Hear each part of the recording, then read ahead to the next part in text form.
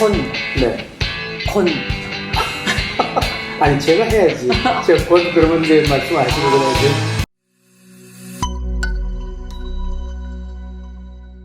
위원장님 안녕하세요. 안녕하세요. 네, 네. 저는 위원장님 사실 보니까 공원 같은 나라, 네. 정원 같은 도시. 네.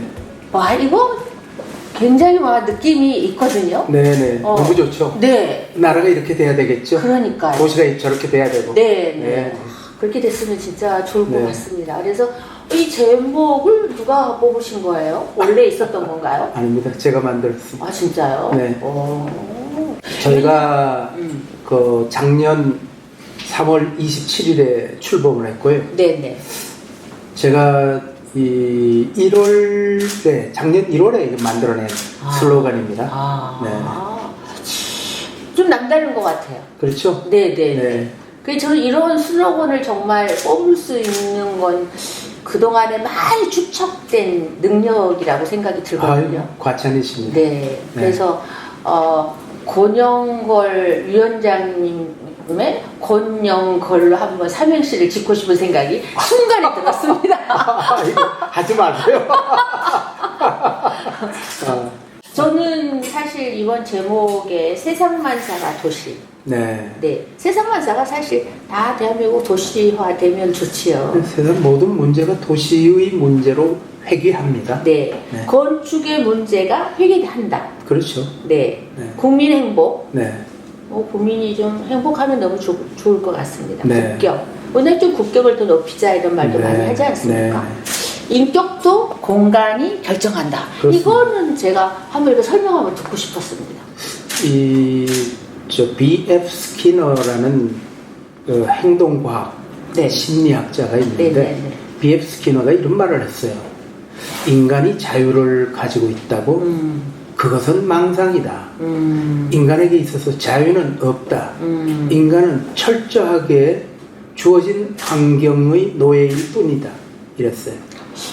그러니까 나쁜 공간에 살게 되면은 비루한 인간, 천박한 인간, 나쁜 인간이 됩니다. 네, 네. 좋은 공간에서 네, 네. 태어나서 성장하면은 네. 좋은 높은 네. 이상을 가진 네. 고매한 인격으로 네.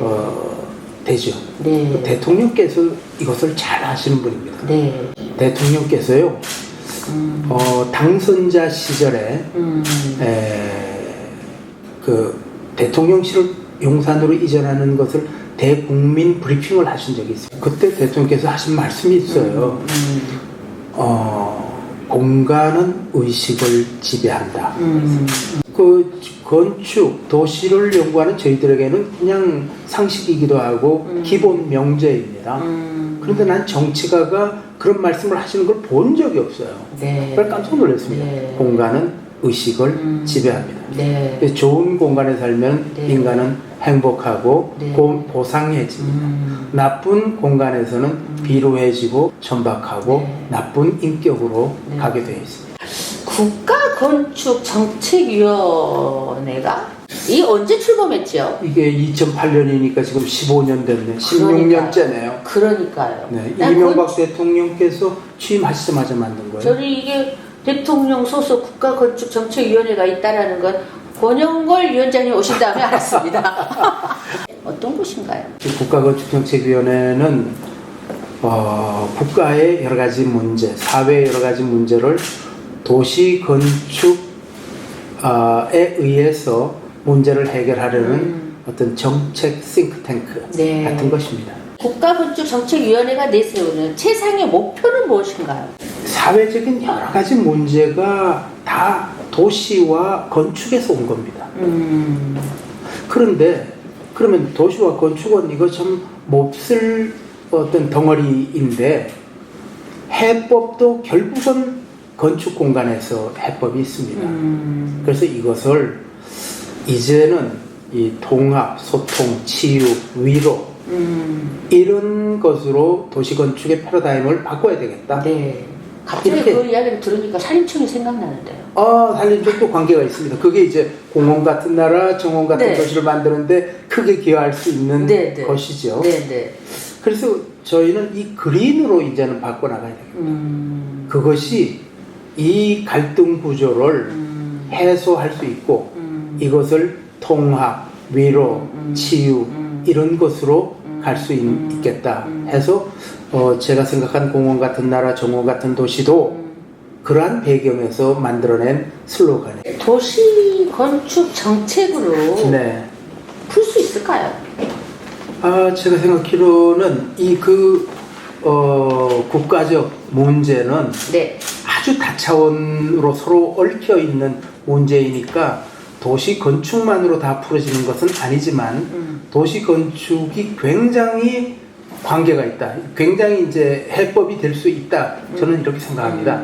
앞서 말씀드린 대로 이 녹지 공간을 더 늘리고 우리의 삶 속에서 생태적 환경으로 전환을 한다면 그래서 제가 만들어낸 말이 녹지 민주주의라는 말을 했어요.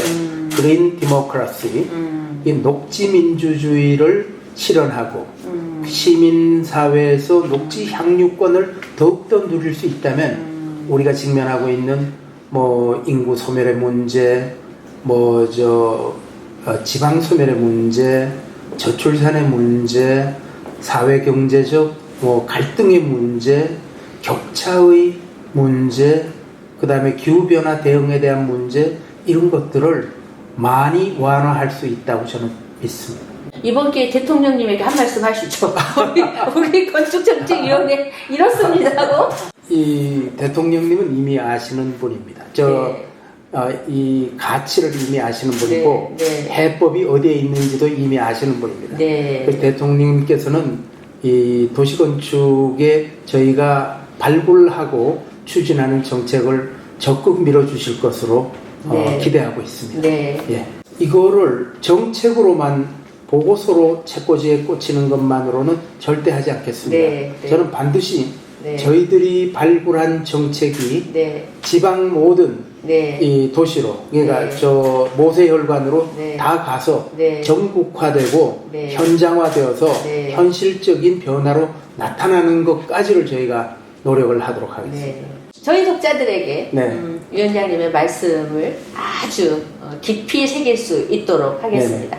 맨 처음에 지방정부라는 매체를 하신다고 해서 결례지만 제가 그동안 몰랐는데 정말 이 시대에 가장 중요한 일을 하고 계시다 이렇게 생각을 합니다. 왜 그런가 하니 저는 우리나라가 경제적으로는 선진국 문턱까지 가 있고 선진국으로도 분류되고 있지만 우리나라는 매우 많은 문제를 안고 있지 않습니까? 이 균형 발전의 문제를 안고 있고 한데 저는 선진국과 후진국의 정의를 이렇게 하고 있습니다. 대도시와 지방도시와의 격차를 보면은 이게 선진국인지 후진국인지를 알 수가 있다는 것이죠. 독일처럼 완전히 균질화되어 있는 나라도 있지 않습니까? 그래서 우리는 많이 격차가 심하죠. 그래서 저는 이러한 문제들을 이제 바꿔 나가는데 지방정부 독자 여러분들이 적극 나서 주시기를 바라고 또 이영애 대표님을 비롯해서 이 지방정부를 추진하는 이 매체 직원들도 열심히 일해 주시기를 바랍니다. 저희 국가건축정책위원회가 적극 돕겠습니다. 네, 감사합니다.